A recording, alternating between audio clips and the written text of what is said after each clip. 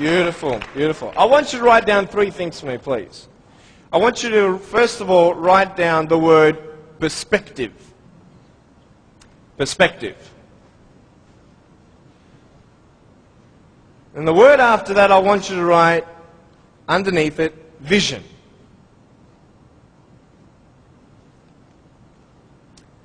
And then underneath that, I want you to put choices. So perspective, vision, and choices.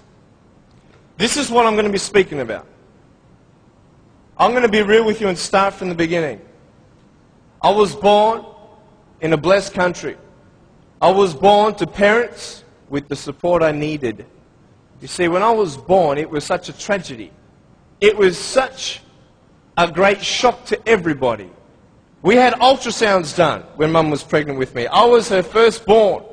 And my mum made sure that we had the best doctors in Melbourne.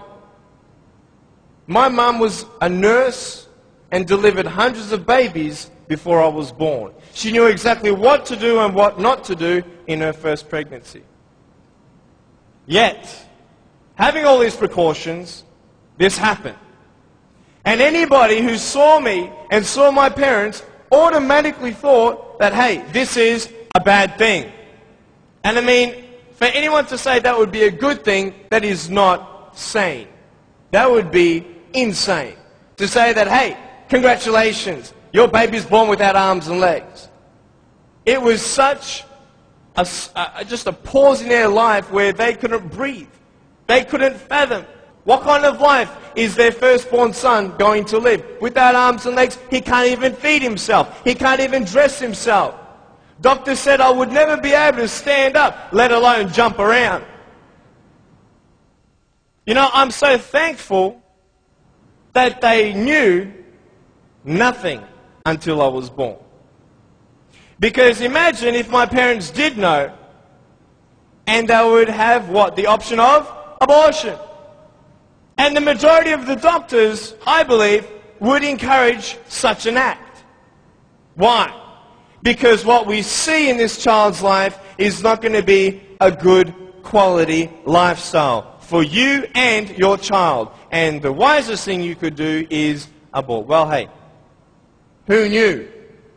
Who knew that I would become a 23-year-old professional motivational speaker, speaking to 1 million people all around the world, starting schools in third world countries, building hospitals in the future and orphanages and all that stuff. We sponsor 43 kids who don't have food, fresh water and all that sort of stuff. And that's just the beginning. I'm a real estate investor. I'm a stock market investor. I love options trading. That's becoming one of my professions. I love real estate investing. I love the fact that we can make money doing real estate developing. Make our money, make more money. I love that fact. I love the fact, though, above all, that I can give the world something that others cannot.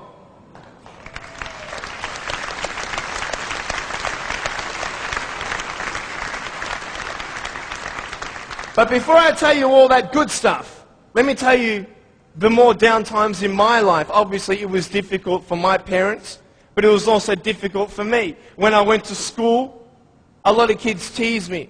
A lot of kids put me down. It was very difficult at starters to find friends, because everybody would look at me and think, well, maybe he also has a mental disability, and then people don't know how to approach me. But my parents encouraged me to just speak with people. And as I speak, a lot of people would say, well, hey, he's just like everybody else, just with a few parts missing. You know, I'm just like you. I've just gone out on the limb a couple more times than you have for my friends. But it's all good. But it was very difficult at times, and I had no one to tell me that everything's going to be okay the way I wanted it said. Because the way I wanted it said was, I wanted to be able to believe someone when they said, Nick, it's okay. Everything's going to be okay. The problem is, if anyone did say that, even my parents at times, I would say, how do you know?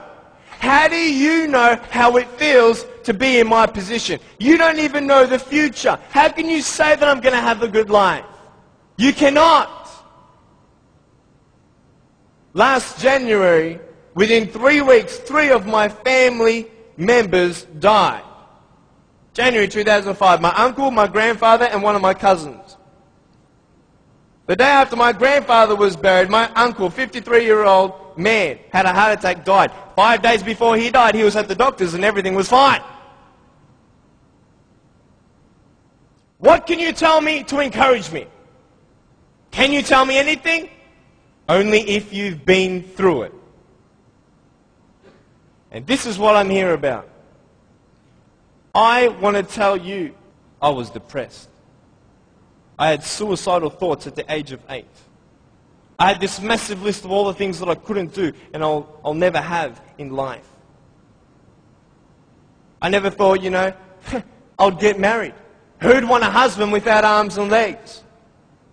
And I thought even if I ever did get married, I'm not going to be even able to hold my wife's hand. I'm not going to be able to dance with my bride on our wedding night. I used to hate going to public parks and seeing fathers throwing up their kids in the air and sometimes dropping them. You know, I won't have that intimacy with my sons and my daughters. And I couldn't do this and I couldn't do that. And no one had any answers.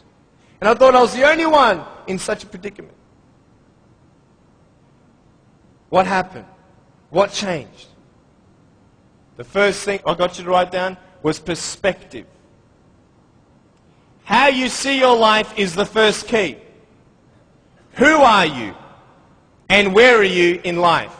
This is the first question I want to ask you.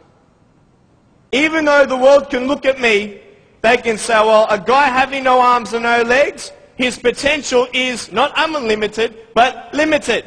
His potential, just because he has no arms and no legs, humanly speaking, in our logic, he's not going to be as successful as everybody else. Really? Why? Because of his disability. Really? What is a disability? Have you ever thought of that? A disability. I'll tell you what a disability is. Something that would hinder you to achieve something. Now, just because I have no arms and no legs, it doesn't mean that I can't be successful. It doesn't mean that I can't do a business degree like I've done, a Bachelor of Commerce in Financial Planning and Accounting. That didn't stop me. Then what really stops you? Your mind. The way you see your life and where you are going will determine how successful you will be in life. I could say, yeah, I'm a guy without arms and legs, but what? I have my little chicken drumstick. Don't ask yourself and see what you don't have, see what you do have, and then say, okay, this is where I am. But don't limit yourself to say, well, if only I had this, or if only I had that.